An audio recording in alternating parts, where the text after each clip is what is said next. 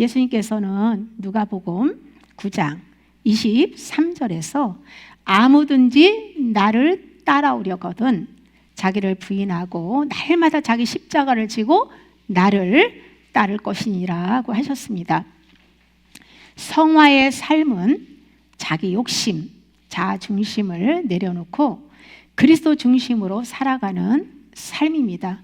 우리는 이 싸움을 매일 하며 거룩하게 살아야 합니다.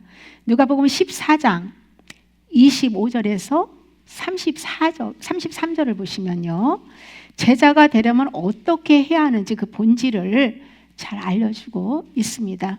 26절에서 부모, 아내, 자녀, 형제, 자매, 심지어 자기 목숨까지도 미워해야 한다고 말씀하십니다. 27절에서는 자기 십자가를 지고 주님을 따르지 않으면 제자가 될 수 없다고 증언합니다. 그리고 망대 짓는 자의 비유와 왕이 전쟁하는 비유를 말씀하고 결론적으로 33절에서 제자는 자기 소유를 다 버리지 않으면 안 된다라고 말씀하세요. 이것은 사람이 스스로 할 수 없고 하나님의 은혜로만 가능한 일이죠. 우리가 할 일은 그저 주님을 믿고 순종하는 것입니다. 예수님은 누가복음 14장에서 망대 짓는 비유를 통해서 제자의 본질을 설명하고 있습니다.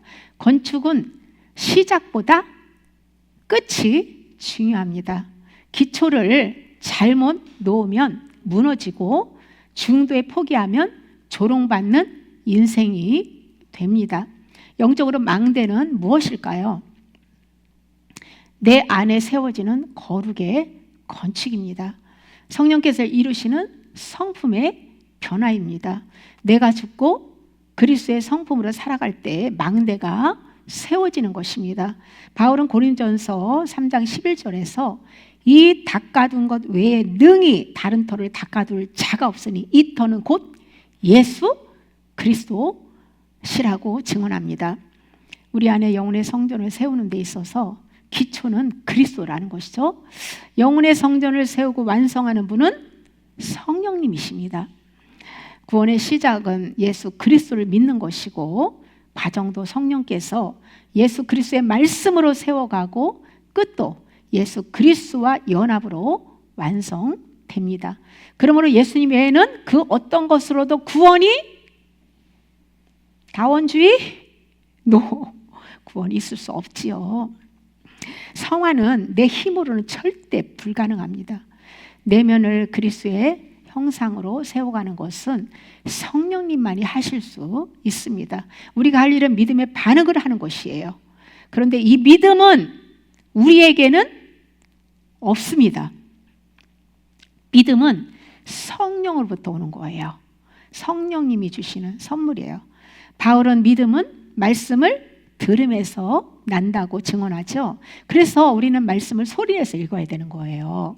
소리를 내서 읽다 보면 성령의 역사로 살아있는 레마의 말씀을 받게 되고 그 말씀이 믿어지고 반응하게 되는 거예요. 우리가 말씀을 믿으면 그 다음에는 사람 관계가 또 정화되어야 되거든요. 부모, 아내, 자녀, 형제, 자매, 심지어 자기 목숨까지도 미워해야 한다는 이 말씀은 아담의 생명과 연결된 줄을 끊고 예수님의 생명과 연결되어야 한다는 것이에요. 지금까지는 내가 관계를 맺어왔지만 이제부터는 십자가 죽음에서 흘러나오는 아가페 사랑으로 대해야 한다는 거예요. 내 중심은 아담의 피가 흐르는 것이고 그 속에는 사단이 역사합니다. 그러나 내가 죽고 새 생명으로 관계를 맺으면 주님이 역사한다는 것이죠. 내 삶의 모든 관계는 주님의 십자가 사랑에서 흘러나오는 구조로 재편성되어야 합니다. 다시 새롭게 모든 내 생각부터 해가지고 모든 것이 다 새롭게 구조가 재편되어야 한다는 것이죠. 내 삶의 주인은 더 이상 나가 아니라는 것이에요. 예수님이 명령하시면 인간 관계도 그리고 꿈도 다 내려놓아야 한다는 것이죠. 만약 가족이 예수님을 방해한다면 잘못된 관계와 의지하는 것을 일단 내려놓고 모든 관계를 주님 아래에서 바르게 다시 세워야 합니다. 하나님께 속한 자는 거룩하고 구별되게 살아야 됩니다. 믿지 않는 사람들의 가치관과 결합되어서는 안 돼요. 욕을 먹어도 거룩하게 살면서 아가페 사랑으로 대하면 성령의 역사를 믿지 않는 가족에게도 구원의 역사가 일어나고요, 서로의 관계와 사랑이 더 건강해진다는 것이죠. 예수님의 십자가는 자기 부인의 극치입니다. 십자가는 죄와 자아의 권위를 붕괴시키는 사건이에요. 그리스도 안에 있는 사람들은 내가 주인인 삶에서 그리스도께 의탁된 삶으로 옮겨간 것이에요. 만약 내가 주인의 자리에 여전히 있다면 그리스도 밖에 있는 거예요. 그러므로 빨리 내 마음 중심에 주님을 주인으로 왕으로 모셔야 합니다. 그때 주님이 내 인생을 책임져 주시고 죄와 어둠으로부터 지켜주시고 모든 것에서 진리의 자유를 누리게 해주십니다.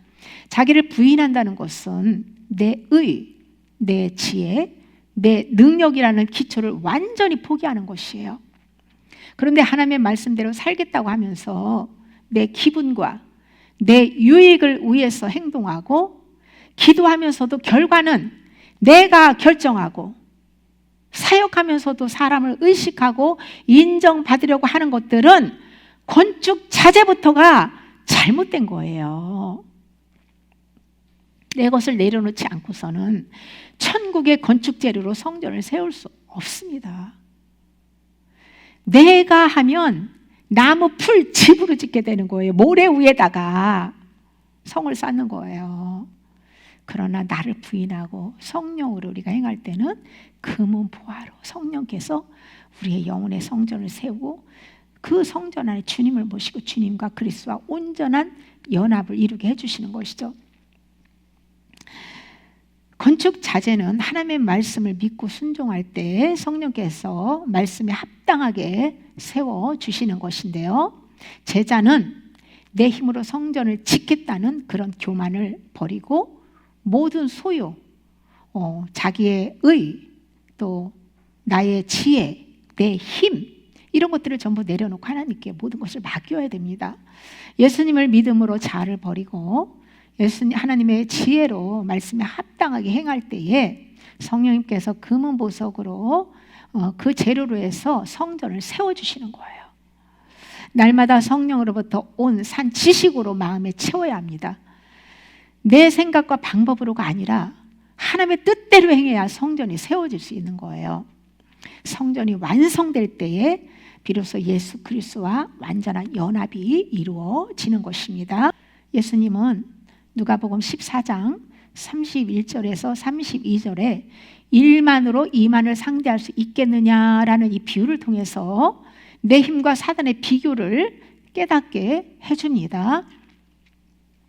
이 비유는 내 자아, 즉 일만과 사단의 세력, 즉 이만을 대조해가지고 이렇게 상징으로 말씀하시는데요. 그런데 이게 적군이 나보다 더 강할 경우에는 어떻게 해야 됩니까? 화친을 청할 수밖에 없다는 것이죠. 그렇다고 이 이만이 마귀의 세력을 상징하는데 그럼 우리가 마귀하고 화친합니까? 그건 아니잖아요. 그것이 아니고요, 하나님 앞에 겸손히 항복하고 순종하라는 의미예요. 왜냐하면 마귀와 싸워주는 것은 내가 싸우는 게 아니라 주님이 대신 싸워주셔야 하기 때문이에요. 영적 전쟁에서 이기는 길은 자신의 삶 전체를 주님께 맡겨야 되는 겁니다. 예수님을 따르는 길은 하나님께 항복하고 의지하는 길이에요. 사단은 언제나 우리보다 강한 존재입니다. 그런데 많은 사람들이 이렇게 생각하죠. 내가 열심히 하면 이길 수 있겠지? 조금만 더 노력하면 괜찮아질 거야. 참고 버티면 결국은 승리할 수 있어. 이런 생각. 이거 자체가 이미 속임수예요. 사람들이 육신의 생각으로 인해서 마귀에게 쏟고 사는 부분들이 사실 너무나 많습니다. 바울은 우리의 씨름은 혈과 육에 대한 것이 아니라고 증언하고 있죠. 우리가 싸워야 할 대상은요, 원수 마귀라는 거예요. 어떤 사람이 나를 막 뒤집어 놓고 화를 내고 힘들게 하면 그 사람이 아니라 그 속에서 역사하는 사단, 그 사단과 싸워야 되는데 우리가 직접 나서서 힘으로 싸우는 게 아니에요. 내가 지금 씨름하고 싸우려고 하는 문제를 내려놓고 주님이 대신 싸울 수 있도록 주님 손에 맡겨드려야 되는 거예요. 그래야 주님이 대신 싸워주시는 거죠.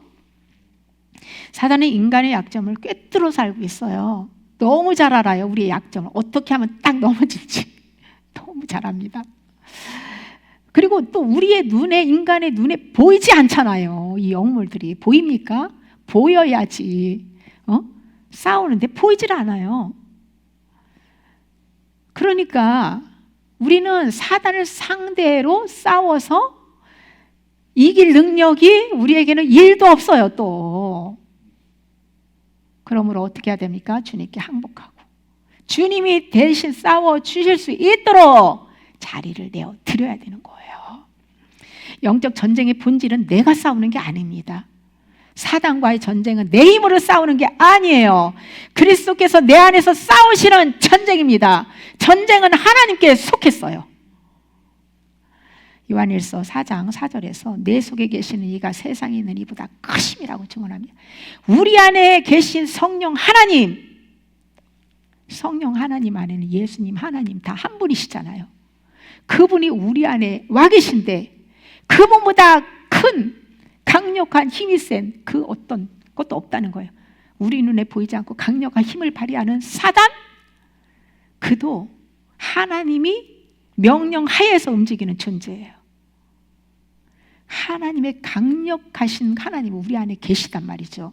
성화는 내가 영적으로 강해지는 과정이 아니라 내가 약함을 인정하고 어린아이같이 그리고 그리스도의 능력으로 살아가는 삶입니다. 내 힘을 내려놓을 때 나를 부인하고 그리스도의 능력을 의지할 때 비로소 승리하게 되는 거예요. 믿음으로 포기하고 맡기는 것이 승리의 비결입니다. 때로는 주님을 의지하여 예수님의 이름으로 때로는 사단을 대적해서 전투를 할 때도 있어요. 뭐 주님께 맡기라고 주님이 하세요 맡기고 내가 싸우지 않는다는 그런 의미는 아니에요. 때로는 믿음으로 주님을 의지하고, 그것도 내 힘으로 하는 게 아니죠. 주님을 의지해서 주님의 방법으로 우리는 사단과 전투할 수도 있지만은 어쨌든 내가 내 힘, 내 의지 모든 것을 다 내려놓아야 합니다.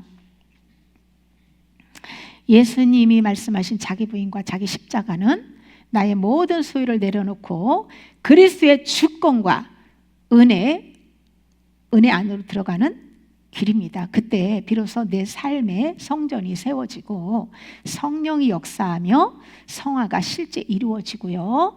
사단의 공격 앞에서도 흔들리지 않는 승리를 누리게 됩니다. 성화란 내 의지를 강화하는 과정이 아니라 내 의지를 십자가에 못 박고 성령으로 행하는 것이에요. 죄와 자아 중심적인 것들을 내려놓을 때마다 자아 중심적인 것들, 죄 내려놓으려고 할 때 주님이 강력하게 바로 역사하면 얼마나 좋겠습니까? 그런데 사단이 역사하잖아요. 안 돼! 그러고 방해하잖아요. 근데 하나님께서 시험도 하시고요. 보시는 거예요. 그 과정에서 나를 의지하고 바라다보고 주님께 내려놓고 맡기나. 그러니까 마귀에게 속으면 안 됩니다. 우리는 즉시로 취해야 할 행동은 그 문제를 내가 씨름하는 것이 아니라 주님 앞에 내려놓고 맡기는 거예요. 그리고 영의 양식인 말씀을 소리내서 많이 먹고, 말씀을 읽는 게 먹는 거예요. 영의 양식을. 그리고 내려놓는 기도를 하고 찬양하고, 그리고 방언기도. 또 방언기도 하는 분들은요 멜로디로 그 영 찬양도 할 수 있어요. 그 영 찬양을 해가지고요 영을 강화시켜야 돼요. 영이 힘이 없으면, 영의 양식을 안 먹고 힘이 없으면 주님께 내려놓고 맡길 수 있는 믿음도 의지도 없어요. 그러니까 일단 영이 힘을 얻어야 되거든요. 강화시켜야 되거든요. 그래서 우리는 성경을 날마다 소리내서 많이 충분하게 읽어야 됩니다. 마귀와의 전쟁은 내가 싸우는 것이 아니라 그리스도께서 내 안에서 싸우시는 싸움입니다. 우리가 할 일은 내가 붙잡고 씨름하는 것을 내려놓고 주님을 온전히 신뢰하고 주님을 바라다 보는 것입니다. 날마다 자기를 부인하고 자기 십자가 지는 삶이 곧 영혼의 성전이 세워지고 사단을 이기고 성화의 열매를 맺는 승리의 길입니다.